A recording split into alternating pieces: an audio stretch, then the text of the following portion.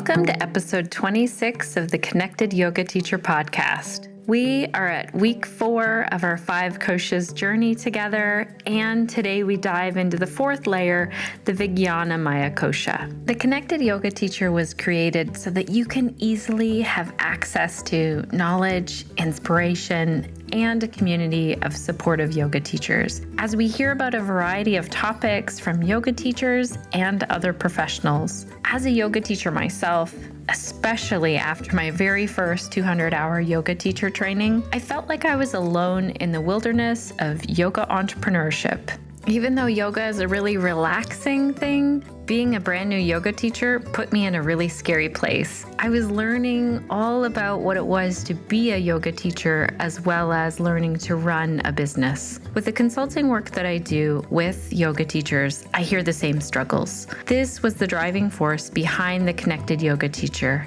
I wanted to create a place where you could find inspiration, information, and support between the teacher trainings, classes, and workshops that you are taking. I teach weekly private and group yoga classes, so I get it. I understand the challenges that yoga teachers face. I'm also a mother of 3 who right now are off doing their summer vacation, so I also get the need to shut work down, take a break, find time to recharge, and enjoy life. I am passionate about being a yoga entrepreneur. I have found my true calling, helping teachers who want to create a successful yoga business. In the next 2 weeks, we're going to wrap up the 5 Koshas journey that we have been on together. There are some really exciting things coming up in September. There's something that I'm working on putting together that will have to remain a surprise for now. You guys are going to find out in September. One thing that I can tell you about September is the 3-part online Define Your Yoga Niche course begins then. Just last week, I have to share that I had an email from a new student who wanted to set up a private class with me. She heard about me from a local physiotherapist. The next day, I actually had a new job interview at a second physiotherapy office. For those of you who know me well, you know that I already work at one teaching yoga for pelvic health. So the reason why I bring this up today is because I worked really hard at defining my yoga niche, and I established myself as a yoga teacher who has a specialty in teaching yoga for pelvic health. Many of the yoga teachers that I work with tell me that they feel like the yoga teacher market is saturated. And I can see why it feels that way. Looking back, there was a 2016 Ipsos survey, and it was done by Yoga Journal and Yoga Alliance. And one of the stats in that tells us that last year, there were 2 yoga teachers ready to graduate from yoga teacher training for every 1 existing yoga teacher out there. So if you're feeling like, wow, there are yoga teachers all around me, you're not imagining it. So that's twice as many yoga teachers this year as there were last year. Minimum. That was just from the survey. So how do you stand out in this sea of yoga teachers that is growing and growing? That's really easy. You need to define your yoga niche. You need to be seen as the expert in some area so that when someone thinks, oh, who does that? They automatically think of you. So I've put together a 3-part course. It's done via Zoom.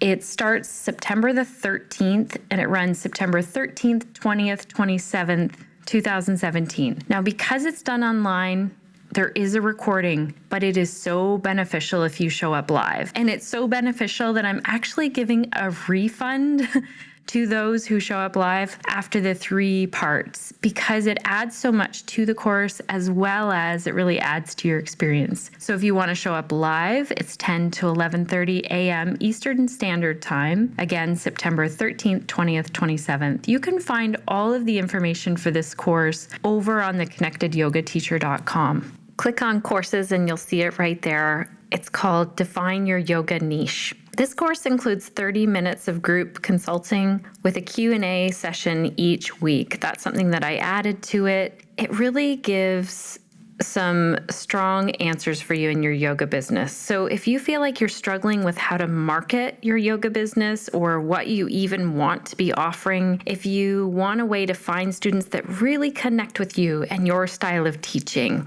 or you're wanting to see an increase in your student numbers or your money coming into your yoga business, this is the place to start. Defining your yoga niche will really help with all of these areas. I actually designed this course over the past 5 years. I took online courses, I listened to podcasts, I read many resources, books, articles, all focused on niche work. And I compiled that work into this 3-week online workshop. It is an amazing process. We really dig in. I will tell you that right away. We did it last year for the first time online, and many of you asked for it to run live again. And you get the best results when you attend live. And this is why I have that little refund, that gift of money for those of you who can attend live. Also, make sure that if you haven't already, you're signed up for the Connected Yoga Teacher newsletter, because this week I just sent out a huge gift to everyone who read to the bottom of the newsletter, and it's very specific with the niche course. It can work hand in hand. So I don't want to give it away what it is. Some of you already know but it is a big one. It's not going to happen very often.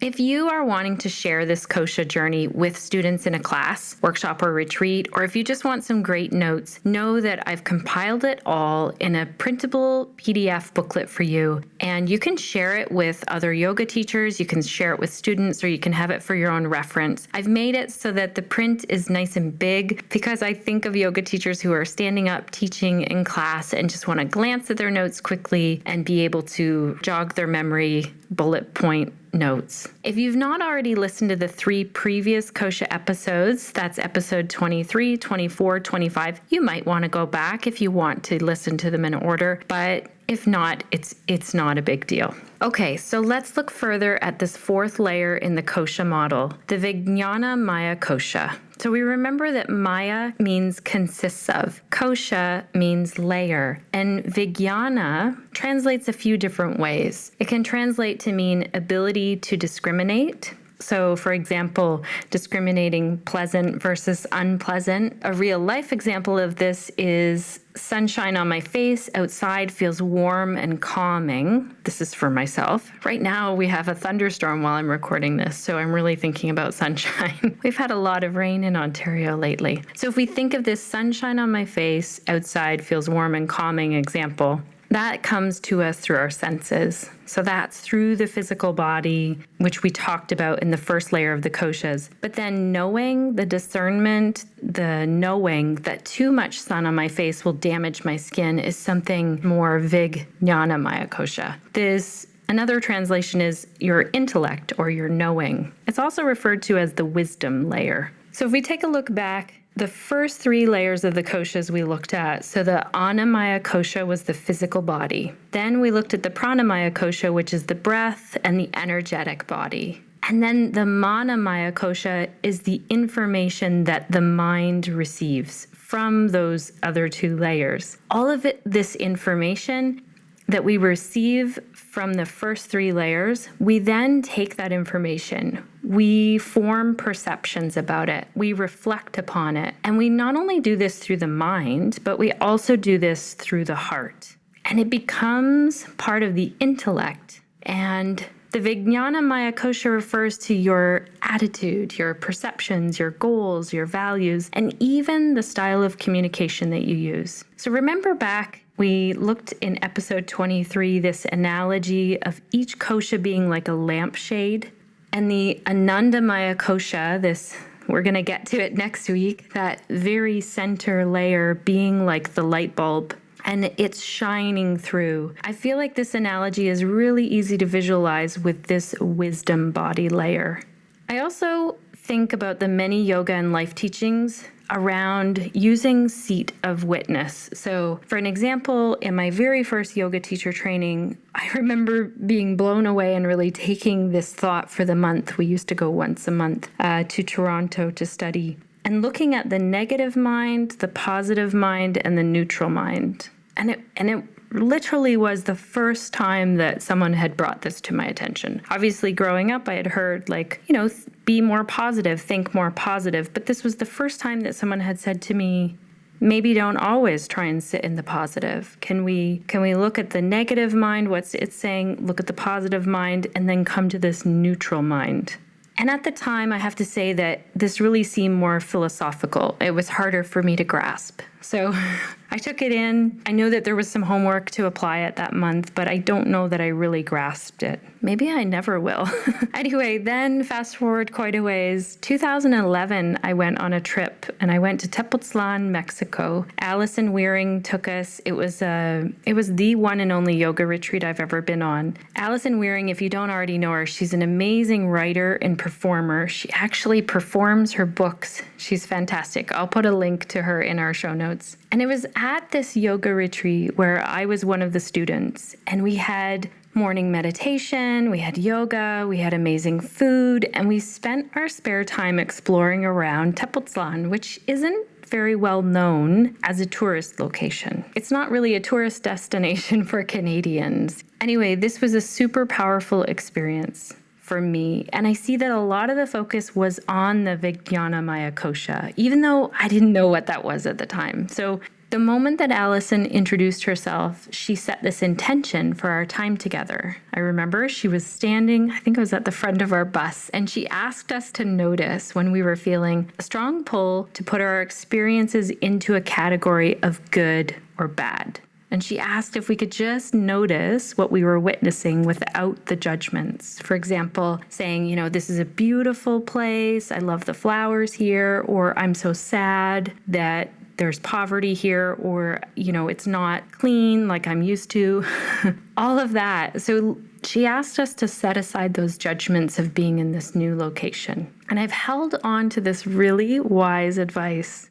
And I try and share a similar tone in the yoga classes that I offer. So I ask students to notice without judgment whenever that's possible. And I do know that the mind, this is a natural thing that people have where we take in the information and then we start to put it into compartments. So to be very honest, this is a self-study that I feel like I will be working with my entire life. It's not something that I've just got figured out and I'm there. When I move into this place, I feel like I'm really more aligned with my intuition and my true self and my inner knowing.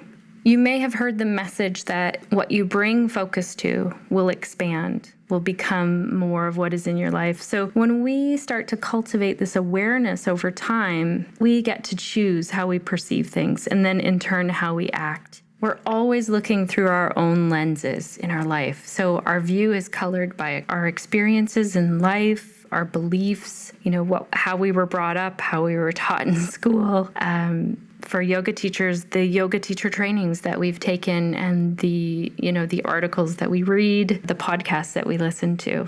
Sometimes our perception is more glass half empty, while other times we kind of see things glass more half full. So this is going back to the positive and negative mind and how can we come into that neutral mind. So I'm really curious to hear your thoughts on this. How can we receive the information, still forming those perceptions, and yet releasing judgment of self, others, and environment? It's a question I'm throwing out there to you guys. Also, there's a piece in the Vijnanamaya Kosha that is a connection to faith. And I'm cautious here. There are so many meanings. And really, I hope that there is a different religion for every single person out there. And I'm very cautious also to even bring religion into this faith. So it was my partner, Shannon, who's also a yoga teacher and a writer, who really gave me some more insight into this being part of the Vijnanamaya Kosha because I was questioning it. So he gave the example of having faith in a yoga style or having faith in yoga or choosing one thing where you develop this feeling of faith. So for some people, this is part of your life already and you feel and you develop this faith. But for me, I really believe that yoga should be available to everyone and that it should not be tied to a belief system. And then you are completely welcome to challenge that. And some of you, I know, are even the yoga that you're teaching is a specific niche that it is tied to a belief system. And I think that's a beautiful expression as well. I have looked at this further, and yoga gives me a place to really explore and be in my own experience with my own faith and my own beliefs. So I just wanted to bring that in because often that's part of this layer. Also in this layer, it's related to the yamas and the niyamas, and I don't want to get into that too much because it's another subject that really gets me excited, and I would go on and on about it. But in the yoga philosophy regarding the 8 limbs, the ancient yoga philosophy, the Vijnanamaya Kosha really relates to these yamas and niyamas, as well as dhyana. So some yogis have also drawn connections to dharana and samadhi limbs. I think what this offers is an endless way to bring the elements of the Vijnanamaya Kosha into your yoga practice. And I don't just mean your asana practice, I mean your full yoga practice on and off the mat. So what does the Vijnanamaya Kosha look like when we're teaching a yoga class, or what can it look like? For sure, meditation. So in a yoga class, focus on the Vijnanamaya Kosha can be really enhanced with meditation that concentrates on self-reflection. So meditation in general also helps us to become more connected to our subtle awareness, reducing the mental agitation and distractions. Gary Kraftsow says, the normal state of mind fluctuates between distraction and attention, fueled by internally conditioned patterns and external stimulation. So we give this space where we are moving between that distraction and attention. My daughter came home and said, Mom, I learned this thing to do a meditation. Thank you, Diane, for sharing this with my daughter, because she always learns better from someone else. To focus on counting until you get to a distraction. And we've probably all been there. So we do a little count, like 1, 2, and then our mind goes off and we bring it back. So just this gift and this offering to students. Let's come back. And I love how Gary says this is also fueled by internally conditioned patterns and external stimulation. So what's going on around the world, around you, and then what are your internal conditioned patterns? What's really ingrained there? There's a lot to think about in that quote alone. The other thing we can look at in a yoga class, or even in our own yoga practice, is the pause between poses. So we can begin to notice the sensations and the emotions that arise after a yoga pose when we take the time to pause before moving to the next thing. This can be challenging for me as a teacher. I kind of have this, okay, do this, now move to the next thing. And I also find it challenging as a student when I'd rather be distracted than go inward. So you might even want to take that little nugget this week and ask yourself, can I pause here a little longer than I'm used to? Another way to look at this in a yoga class or a yoga teacher training, or in your own experience as a yoga student, is to have student self-determination. So this very healthy connection to the wisdom layer allows students to think for themselves within a yoga class. And I think this is so vital for students to really ask questions and be their own inner teacher. So usually in a yoga class, as we all know, there's a teacher there guiding, but a great teacher gives room for students to feel comfortable, to modify, opt out, or question a pose or any part of the class. A strong yoga teacher training is based on student self-determination. This need to be able to question what's being taught to us. In the yoga teacher training realm, I searched for schools that allowed me to question. I still have so many questions. I'd like to ask a little question to listeners out there. Do you feel free to question what you've been taught and what you are teaching? So for example, myself, I heard the cue of, do a twist, and this helps to wring out the internal organs of the body. And I know I've taught that same cue. I was taught it in a training, and then it took a long time, and someone else posing the question of, is that actually what's happening in the body? Also, another example is my conversation with Trista Zinn. I'll link to that podcast in our show notes. I had a huge question after taking a training with Trista around belly breathing. And I talk about it in that episode that I was so invested in teaching belly breathing. And then when I took the training with Trista, I swung the other way and stopped teaching belly breathing. And I've come to be at this place where I really need to look at the application of it. I need to be looking at who I'm working with, or is it for my own practice and what is my desired outcome? So I think in this place of questioning, it can be very uncomfortable. It can be uncomfortable for the student who's questioning. It can also be very uncomfortable for a teacher to be questioned, but it's a good place to be. And there are not always answers there. So I'm sorry, I don't have all of the answers. And I know I've told you guys, run if someone tells you that they have all of the answers.